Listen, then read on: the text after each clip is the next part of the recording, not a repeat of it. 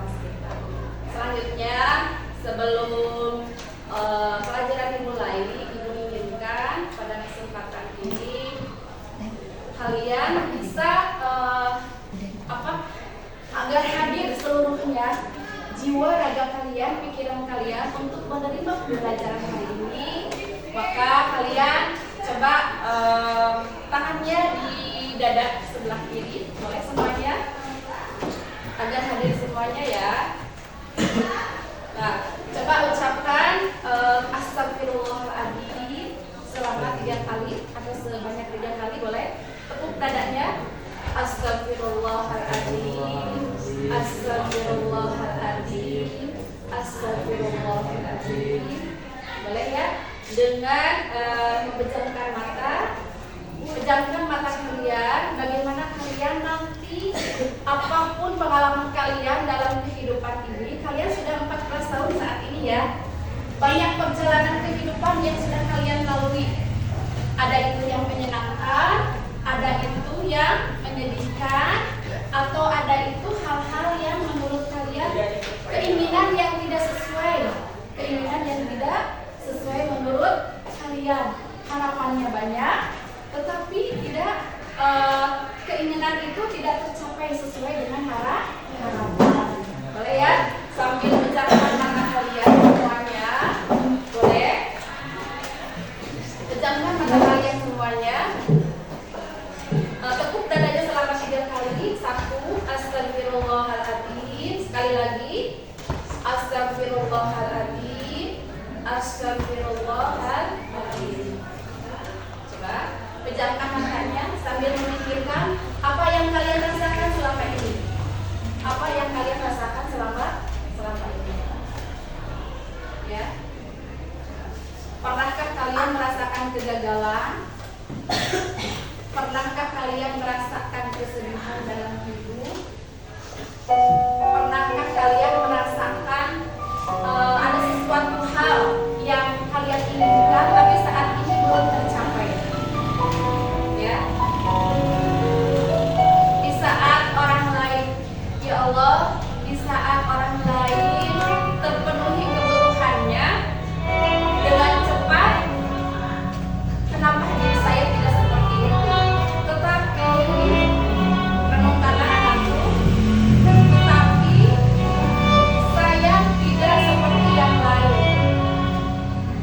Tapi saya selama ini saya dilahirkan oleh kedua orang tua.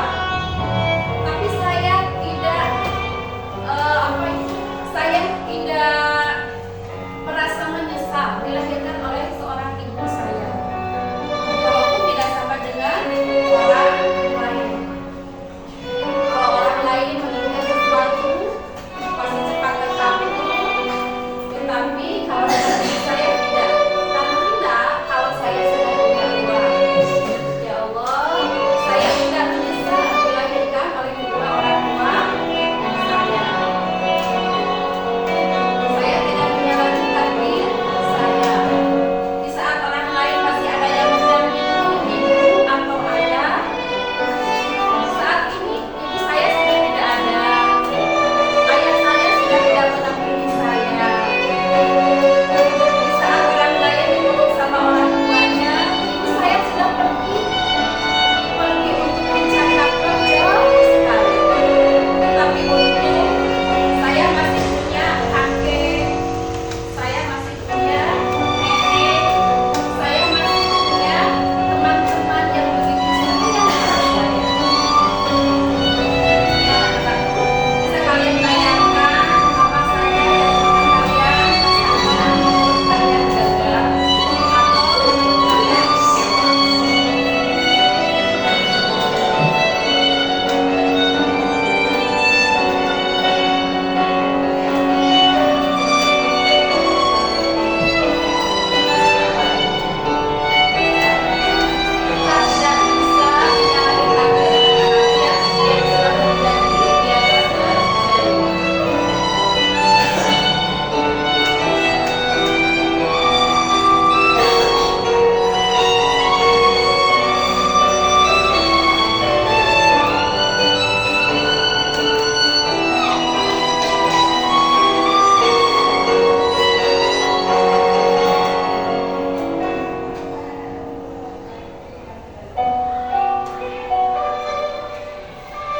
kita tidak sedikit atau kita tidak banyak tetapi sekalian suatu waktu kalian akan meninggal, suatu waktu kita akan meninggalkan dunia ini. Makanya jangan pernah menyia-nyiakan waktu. Bisa dibuka matanya. Apa yang kalian rasakan? Boleh bercerita dari kelompok ini. Apa yang dirasakan teh? Sampai nangis itu ada yang dirasakan? Ingat sesuatu? Ingat kegagalan dalam hidup? Apakah keinginan kalian sudah tercapai semuanya? Udah dengan apapun seperti ini kalian lebih lagi untuk menghargai waktu, untuk tidak menyia-nyiakan waktu, gitu ya. Selanjutnya anakku sekalian, ada beberapa pertanyaan pemantik. Pertanyaan pemantik yaitu tentang, nah di sini apa yang kalian ketahui tentang kodok dan kodar? Ada kalau mau yang bisa menjawab dari pertanyaan ini. Pertanyaan pemantik kita punya pertanyaan yang kalau kalian sudah bisa berarti tidak usah dibahas. Kalau masih memerlukan penjelasan berarti kita juga harus dijelaskan. Ada yang sudah tahu apa yang dimaksud dengan atau yang tidak ketahui tentang kodok dan kodar? Ada? Atau ada yang menjawab hubungannya antara kodok dan kodar dengan doa dan bersyukur? Apakah manusia memiliki kebebasan dalam menentukan hasilnya? Kalau kodok dan kodar itu bisa diubah atau tidak? Tidak. Ada yang tidak, ada yang bisa diubah. Berarti kalian belum begitu paham. Mari kita jelaskan bersama ya. Nah, di sini ada studi kasus. Ada studi kasus bahwa di sini Ali telah belajar dengan giat untuk ujian, tetapi hasilnya tidak sesuai dengan harapan. Dia merasa kecewa dan bertanya-tanya, apakah usahanya sia-sia? Bagaimana Islam menjelaskan situasi ini dalam konteks kodok dan kodar? Berarti ini menjelaskan tentang kodok dan kodar seorang orang yang telah giat belajar. Studi kasus ini bisa dijelaskan oleh kelompok yang mana? Bisa? Boleh? Dijelaskan ada sih? Ya, tentang studi kasus ini. Ali telah belajar. Nah, di sini dia giat belajar, tetapi pas waktu ujian dia tidak sesuai dengan harapan. Jadi nilainya anjlok di bawah KKM. Padahal dia adalah orang yang rajin, yang pintar. Apakah itu menyalahi kodok dan kodarnya bagi Ali atau tidak? Bisa dijelaskan ada sedikit? Ya. Dari kasus tersebut adalah ya. Boleh dijelaskan dari situasi ini. Dari kasus tersebut bisa dijelaskan kan? Tentang kodok dan kodar. Bisa ada yang menjelaskan? Jadi Ali ini adalah seorang siswa yang pintar. Ali itu adalah yang giat belajar. Nah, di sini usahanya itu seakan sia-sia karena pas ujian mendapatkan nilai yang tidak bagus atau di bawah KKM atau pas KKM saja. Nah, itu tidak sesuai dengan harapan. Sebenarnya Ali itu tidak boleh kecewa. Karena apa? Ada kodok di sana, ada kodok dan kodarnya Allah Subhanahu wa Ta'ala, sebuah takdir. Tetapi takdir itu bisa dirubah dengan cara bagaimana? Berarti Ali itu harus selalu giat lagi belajar untuk apa? Untuk mencapai nilai yang diinginkan. Mengapa pas waktu itu nilainya jelek? Mungkin waktu ujian Ali tidak konsentrasi, padahal sudah menghafal. Waktu ujian Ali lagi sakit, sehingga mendapatkan nilai di bawah. Dapat dipahami ini? Berarti takdir Allah itu ada yang bisa dirubah, ada yang tidak. Waktu sakitnya berarti waktu itu tidak bisa, karena itu sudah ketentuan dari Allah. Tapi untuk mendapatkan nilai yang lebih berarti Ali harus tetap lagi belajar. Bisa dipahami anakku? Nah, ini ada beberapa kasus, nanti kalian pilih. Ada 4 kasus. Yang pertama ada kasus Nabi Ayub. Selanjutnya di sini ada kasus kedua Nabi Yunus. Ada kesabaran tentang rezeki dan ada juga kegagalan dalam sebuah bisnis. Nanti didiskusikan oleh kalian dan kalian memilih kasus mana yang ingin kalian didiskusikan sama kelompoknya. Ada pertanyaan tadi di sini. Pertanyaannya yaitu berupa deskriptif apa yang terjadi dalam kasus tersebut. Ada juga pertanyaan diagnostiknya, mengapa situasi itu terjadi. Terus bagaimana dampak dari kejadian ini dan apa solusi yang terbaik dalam menghadapi Allah dan padanya Allah Subhanahu wa Ta'ala.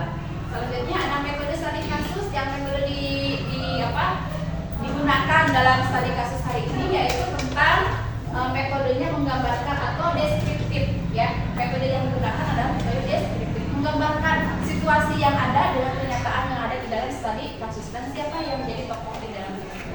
Bisa dipahami anak-anakku ya. Nah di sini tadi kalian ditanya dalam pertanyaan kemarin itu tentang qada dan qadar masih bingung. Qada dan qadar itu apa sebenarnya? Qada adalah menurut istilah sebuah ketetapan dari Allah Subhanahu wa taala sejak zaman ajali. Qada itu tidak bisa diubah. Kita contohnya kita mau lahir tanggal 10 tahun 2024 bisa dirubah tidak? Tidak. Itu merupakan sebuah qada dari Allah, ketetapan dari Allah sejak zaman dahulu. Karena apa anakku? Sejak kalian dikandung oleh orang tua, oleh seorang ibu, sebelum rohnya dimasukkan ke dalam jasad kita, berarti ada sebuah apa? Perjanjian antara Allah dengan kita. Sebelum roh dimasukkan ke jasad kita itu ada perjanjian selama 4 bulan. Makanya ada di dalam sunnah itu ada budaya 4 bulanan, ada 7 bulanan, gitu ya, yang lagi mengandung. Nah waktu 4 bulan itu adalah waktu rohnya dimasukkan ke dalam jasad kita. Nah di sana ada sebuah perjanjian antara Allah dengan kita. Sudah diperlihatkan kata Allah itu, Sandi kamu nanti lahirnya akan menjadi seorang yang menjadi seorang insinyur. Apakah kamu siap tadi? Kata Sandi ya siap ya Allah. Terus selanjutnya Sandi atau siapa saja kamu nanti tahun sekian akan memenuhi ajalnya. Apakah kamu sanggup? Sanggup. Jadi kalau sudah sanggup dengan aturan-aturan Allah waktu debat atau dialog itu berarti Allah itu memberikan ruhnya ke jasad kita. Makanya apapun yang terjadi di dalam diri kita berarti sudah tertulis di Lauhul Mahfuz sebagai kodenya Allah Subhanahu wa taala. Makanya apapun kalian mendapat kegagalan, kekecewaan itu sudah diatur sama Allah Subhanahu wa taala. Kenapa kita dulu sanggup untuk menerimanya? Contoh, kamu akan kecelakaan tahun sekian sehingga kamu akan merasakan seperti ini. Kalian kan sudah sanggup sehingga orangnya akan ditiupkan di jasad kita. Kalau kita tidak sanggup berarti kita tidak akan lahir. Jadi sebagai kodenya dari Allah Subhanahu wa taala. Ada 3 yang tidak bisa dirubah. Yang pertama adalah jodoh, rezeki, dan ajal. Itu tidak bisa dirubah. Kalian meninggal kapan? Itu sudah ditentukan oleh Allah Subhanahu wa taala sebagai kodenya Allah Subhanahu wa taala. Kalau qadar itu apa? Kalau qadar Allah Subhanahu wa taala adalah sebuah pewujudan dari ketetapan Allah Subhanahu wa taala. Jadi kalau sudah ditentukan oleh Allah diwujudkan dalam ketetapannya. Contohnya, kalau sudah ditakdirkan tanggal sekian kalian lahir, nanti kesananya berarti kalian akan sakit. Nah, kalau kalian akan sakit itu merupakan sebuah qadarnya Allah. Karena apa? Sakit bisa difilter dengan apa? Dengan kita melaksanakan atau memakan minuman yang tidak akan gitu ya. Jadi kalau ya kata kodama itu yang tidak bisa sudah ketentuan dari Allah. Kalau qadar merupakan sebuah kewujudan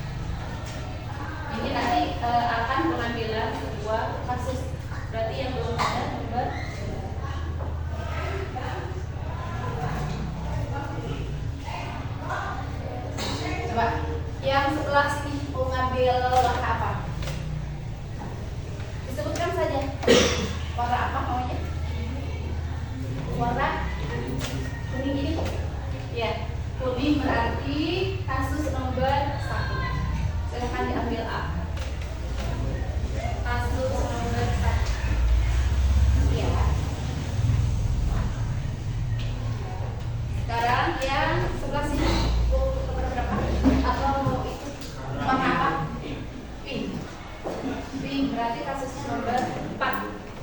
Silakan ambil A. Sebelah sana. Nomor apa? Orange. Kasus 3. Ambil teh. Silakan. Berarti yang terakhir adalah warna hijau. Warna hijau berarti kasus nomor 2. Kasus nomor 2. Silakan kalian diskusikan sesuai dengan kasusnya masing-masing. Boleh ibu lihat kasusnya. Yang kasus pertama adalah, coba lihat. Kasus pertama di sini menunjukkan tentang kasus Nabi Ayub. Siapa yang memegang kasus pertama? Ya, silakan diskusikan. Diskusikan sama kelompoknya, nanti presentasikan. Ya, boleh dibaca teh untuk kasus nomor 1. Berdiri. Yang keras, berdiri. Kakak berdiri teh. Bacakan kasusnya. Boleh. Kasus 1. Kasus 1 tentang Nabi Ayub. Ujian kesabaran yang tiada lagi. Nabi Ayub adalah seorang hamba Allah yang sangat taat, kaya raya dan memiliki keluarga yang bahagia. Allah menganugerahkan kepadanya harta yang melimpah, anak yang berjuang, anak yang banyak, serta anak-anak yang soleh. Namun Allah menguji kesabaran dan kesukaan imannya. Suatu hari Allah mengizinkan cobaan datang bertubi-tubi dalam hidupnya. Seluruh kekayaannya musnah dalam sekejap. Hewan anaknya mati, badannya terbakar, dan anak-anaknya meninggal dalam suatu musibah. Tak hanya itu, Nabi Ayub juga menderita penyakit kulit yang parah membuatnya dijauhi oleh orang-orang, kecuali istrinya yang setia merawatnya. Meski menghadapi cobaan berat, Nabi Ayub tidak pernah mengeluh atau kehilangan kepercayaan pada Allah. Dia terus berdoa dan bersabar setelah tahun terus dalam kehidupannya. Allah akhirnya memerintahkannya akhirnya ke tanah. Dari sana menjual mata air dan dihidupkan dari penyakit. Allah mengembalikan semua harta dan keluarganya, bahkan dengan jumlah yang lebih banyak dari sebelumnya. Kisah Nabi Ayub menjadi teladan kesabaran dan perjuangan iman dalam menghadapi ujian hidup. Ya, itu adalah kasus yang pertama. Nanti ditulis di sini ya, nanti diskusikan oleh kalian. Silakan untuk kasus 2. Silakan dibaca. Siapa yang bukan kasus 2? Ya, dibacakan teh.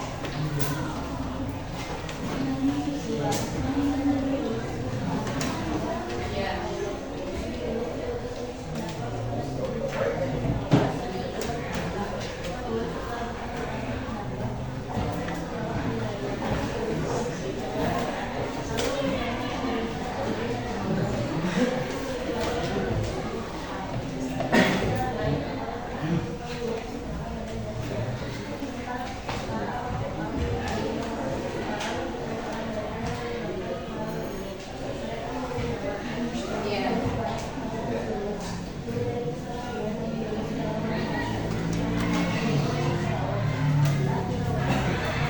Ini adalah kasus 2 ya.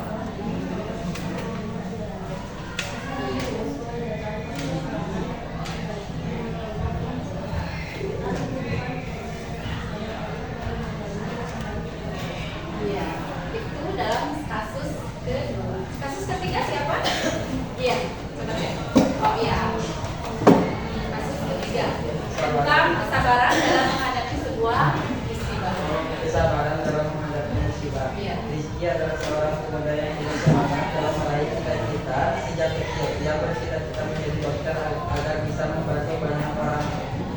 Ia belajar dengan giat dan berhasil masuk ke Fakultas Kedokteran di Universitas ternama.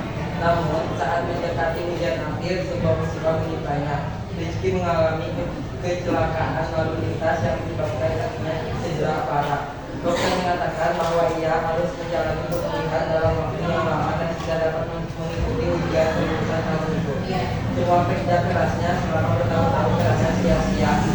Awalnya Rizky merasa terjerat di masa, tetapi ia segera mengingat ajaran Islam tentang qada dan qadar, bahwa segala sesuatu sudah ditetapkan oleh Allah dan pasti ada hikmahnya. Dengan keyakinan itu ia bersabar dan menerima musibah ini sebagai bagian dari rencana Allah. Setelah pemulihan, ia kembali melanjutkan studinya dan lulus setahun kemudian. Di tahun tersebut ia bertemu dengan seorang profesor yang kemudian membimbingnya hingga mendapatkan beasiswa spesial. Rizky pun menyadari bahwa keterlambatan ini itu membawa beban dalam hidupnya. Iya, itu adalah kasus yang ketiga. Sekarang kasus yang keempat, siapa yang pegang? Ya, silakan Matt. Kasus yang keempat berarti kegagalan dalam bisnis dan kebersamaan yang tiada ketiga. Oke.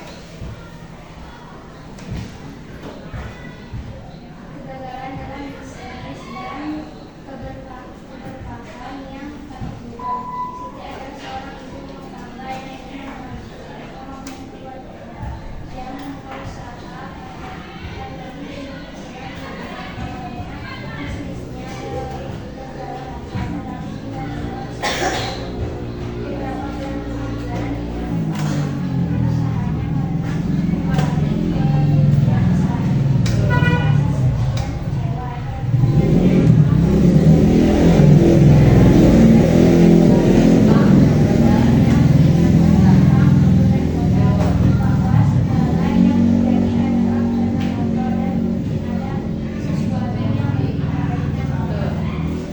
Ya, itu tentang keadaan studi kasus yang keempat. Silakan kalian diskusikan dari berbagai macam studi kasus tersebut. Kalian bisa diskusi apa yang kalian pahami, disambungkan dengan qada dan qadarnya Allah Subhanahu wa Ta'ala. Ya, nanti Ibu akan memanggil atau presentasi setiap kelompoknya tentang kasus yang kalian tadi bacakan. Ya, silakan dikasih waktu beberapa.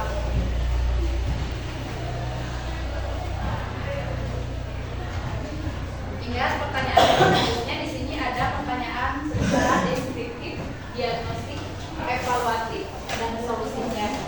Ya, silakan didiskusikan terlebih dahulu. Nanti yang menyampaikan boleh berbeda orang tadi ya. Kalau tadi hanya membaca sekarang mendiskusikan hasil daripada diskusi kelompok kalian tentang kasus-kasus yang ada. Silakan diskusi dulu.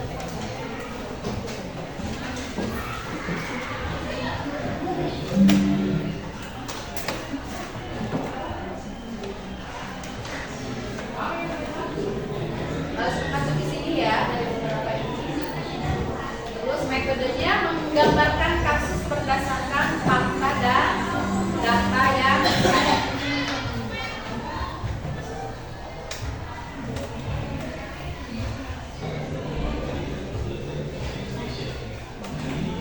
Lalu diskusinya teh.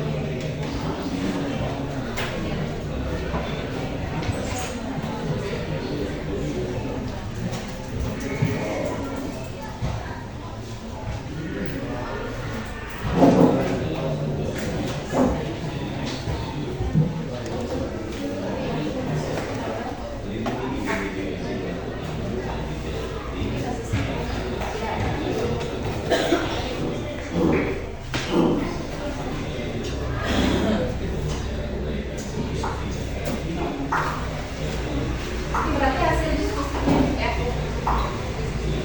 Sudah? Didiskusikan sama kelompoknya sudah? Sudah. Nah, Ibu ingin melihat dari kelompok sendiri kasih satu. Tadi siapa yang megang tadi? Kasih satu. Satu siapa? Cuk. Oh iya. Gimana hasil diskusinya coba? Dibacakan dulu. Coba berdiri ya. Dibacakan hasil diskusi tadi.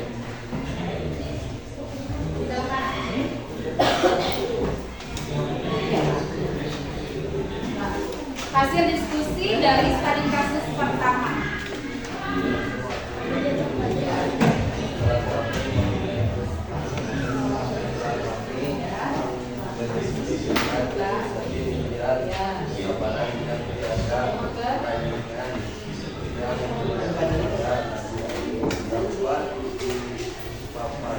bahwa Allah memberikan berbagai macam pilihan dan memberikan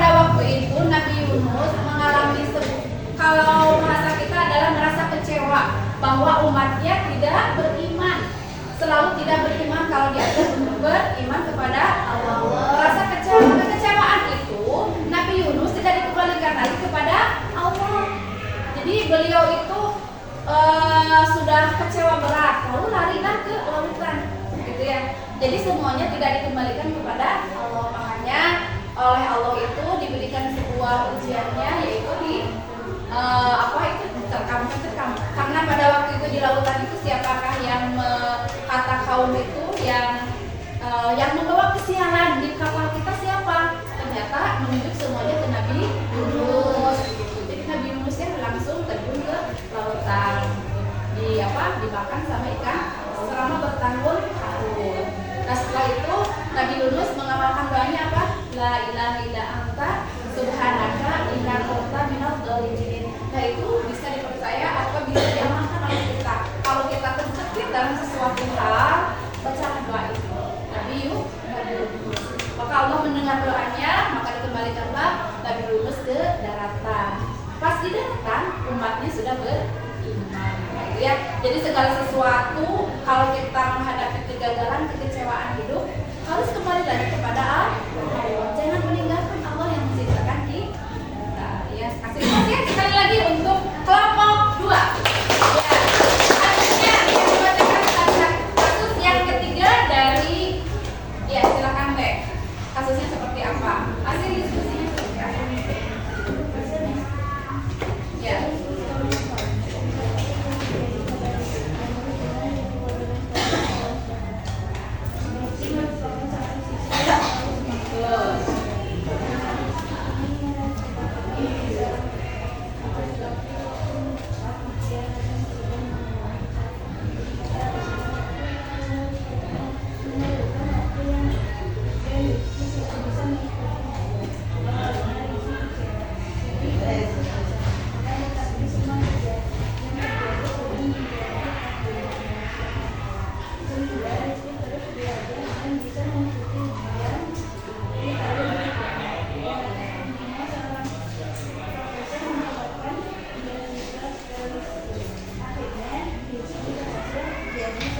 Jadi seorang spesialis. Ya. Pelajaran yang dapat diambil Allah dengan bersyukur dan menerapkan keadaan akan diberikan yang terbaik dan membawa Iya. Kasih applause tadi sekali lagi ya untuk yang membaca atau yang hasil diskusi dari kelompok 3. Kasih tepuk keren. Tepuk keren. Keren. Oh, keren. Mantap. Makasih Teteh. Jadi kalau kasus yang ketiga tentang Rizky ini memang betul Teh. Tadi Rizky adalah seorang anak yang pintar, tetapi pas waktu ujian mengalami kecelakaan sehingga dia atau Rizky tidak bisa mengikuti ujian. Sedangkan Rizky itu ingin menjadi seorang dokter. Nah di sini ternyata apa yang sudah ditakdirkan oleh Allah kita tidak bisa menghindarinya. Di dalam semua keterlambatan tidak ada sesuatu yang menurut Allah tidak mungkin. Jadi jangan kalian merasa kalau saat ini tidak bisa membaca, tidak bisa membaca Al-Quran. Keterlambatan itu bukan segalanya untuk putus asa, tapi ada hikmah dalam semua itu. Ternyata Rizky menjadi seorang dokter spesialis diberikan oleh siapa? Profesor, beasiswa lagi. Nah berarti di sini kita harus meyakini adanya qadarnya Allah Subhanahu wa Ta'ala. Gitu ya. Selanjutnya untuk kasus yang keempat, silakan Teteh hasil diskusinya dibacakan. Seperti apa? Iya. Seorang ibu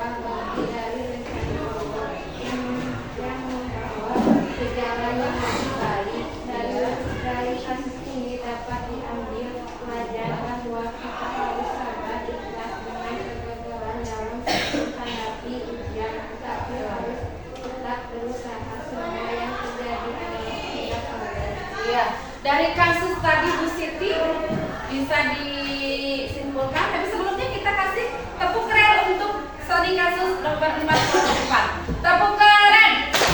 Keren. Keren. Mantap. Terima kasih Teteh hasil diskusinya.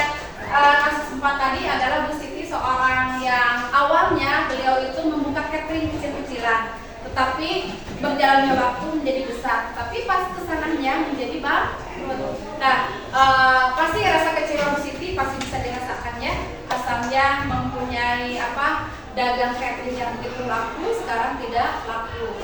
Nah, kata ke dalam kejenuhan ataupun keputusasaan tersebut, suaminya memberikan sebuah spot yang sangat tinggi bahwa semua itu adalah terjadi karena padanya Allah Subhanahu wa Ta'ala. Nah, berarti Bu Siti itu mempunyai apa? Mempunyai pikiran yang lain. Berarti saya harus punya solusi yang lain untuk membangkitkan lagi, begitu ya. Dengan apa? Yaitu dengan membuka kue atau membuka catering kue atau kue online ya. Nah, di sana berarti pendapatannya luar biasa. Berarti tidak ada sesuatu yang tidak mungkin bagi Allah. Apa yang sudah ditakdirkan Allah, kita bisa merubahnya kalau kita sungguh. Ya, semua untuk kita kasih tepuk keren untuk kita semua kelompok semuanya. Sekali lagi tepuk keren. Keren. Oh, keren. Mantap. Ya, terima kasih anak-anakku sekalian. Kalian sudah mendiskusikannya setiap kasus yang dihadapi. Untuk selanjutnya kita mengadakan dari semua itu bisa dapat disimpulkan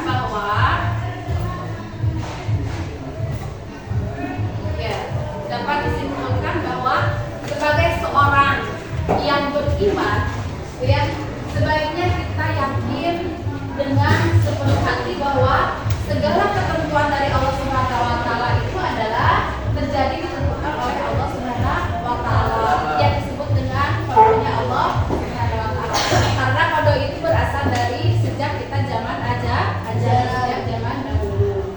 Ada juga yang antara takdir adalah sebuah penggabungan antara qada dan qadar.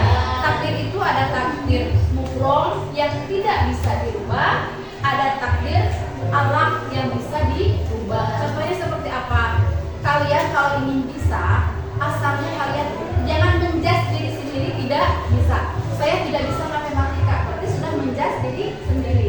Padahal itu bukan sebuah takdir atau sebuah qada, tetapi merupakan sebuah takdir dari Allah, tetapi harus diusahakan. Takdir mu'alaq bisa dirubah. Ketidakbisaan kita harus dirubah asal nantinya akan mendapatkan sebuah kesuksesan. Ya, sebenarnya walaupun mungkin saja ketentuan atau ketetapan Allah itu tidak sesuai dengan keinginan yang diharapkan, tetapi semua itu adalah ada hikmahnya bagi diri kita. Menurut kita baik, belum tentu menurut Allah adalah baik. Makanya segala sesuatu kita harus tetap tawakal, berusaha, ikhtiar, dan juga bersyukur. Jadi itu kesimpulannya ya, dalam memahami qada dan qadarnya Allah Subhanahu wa Ta'ala.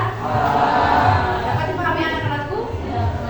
Ya, mudah-mudahan kalian bisa mengaplikasikannya, mengimplementasikannya dalam kehidupan sehari-hari. Bisa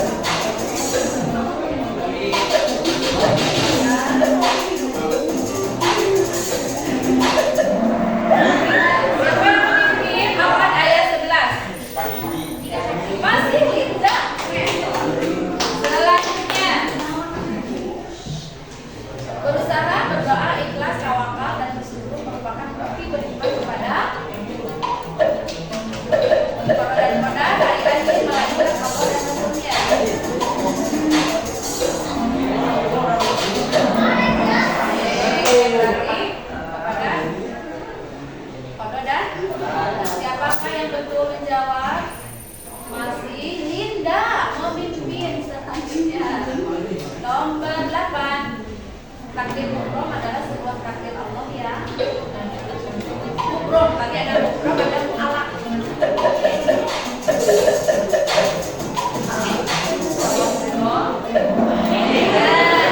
Tidak bisa dirubah. Siapakah yang memimpin? Masih Linda, masih Linda, keren. Selanjutnya, takdir mu'alak adalah sebuah takdir. Ya.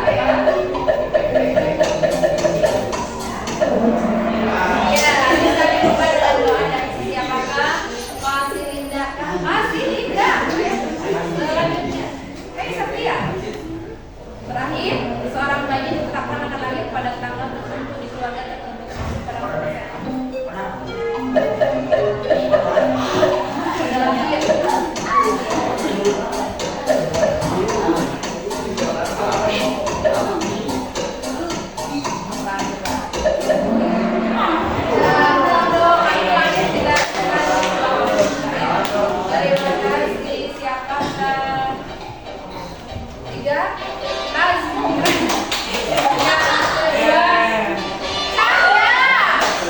yang pertama kita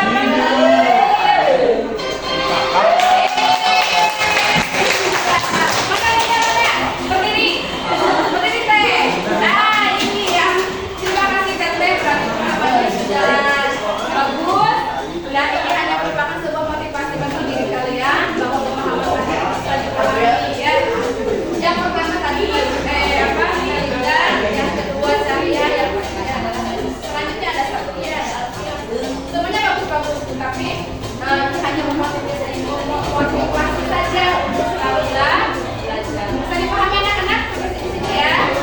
Ya, refleksinya yang terakhir, pada nanti kalian bisa membuat untuk produknya adalah membuat infografis nanti dikirimkan ke ibu ya, infografis dari foto dan kodar ya.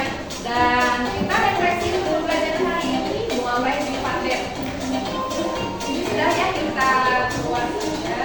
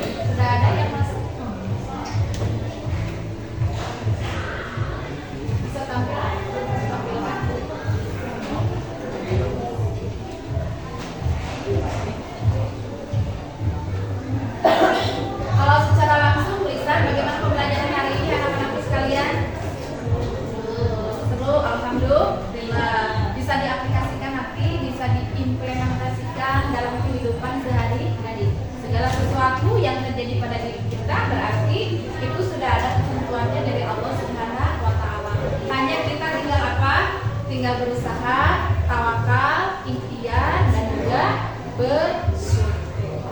Ya. Nah, ini ada dari Dewi, dari anakku. Refleksinya, ya, senang sekali tapi merasa ngantuk. Jangan ngantuk nanti, kan tidak ada standar tadi ada ya. Ada Putri, seru dan sangat menyenangkan. Terima kasih Alvira, sangat menyenangkan sih. Senang sekali Satria, terus Linda, pembelajaran hari ini sangat menyenangkan, sangat seru. Dari Lisa Angga, sangat seru kita bisa pembelajaran pendapat dan koda. Dari Jawa sangat menyenangkan dari Sani, karena kita Sani jadi lebih mengetahui lagi tentang apa itu koda dan koda. Dari Wido, terima kasih. Terima kasih anak-anak sekalian atas refleksinya hari ini, dan nanti kita bisa mengimplementasikannya hari apa yang sudah baik, mari kita terus laksanakan apapun. Terus ada yang masih berkurang, berarti kita harus lebih memperbaiki diri. Terima kasih untuk pembelajaran hari ini. Mudah-mudahan kita selalu dalam keadaan sehat walafiat. Selanjutnya nanti bentuk produknya atau hasilnya kalian membuat sebuah infografis dan kalian bisa membaca lagi tentang koda dan koda, kisah inspiratif yang ada di dalam YouTube, dalam Google ataupun di dalam referensi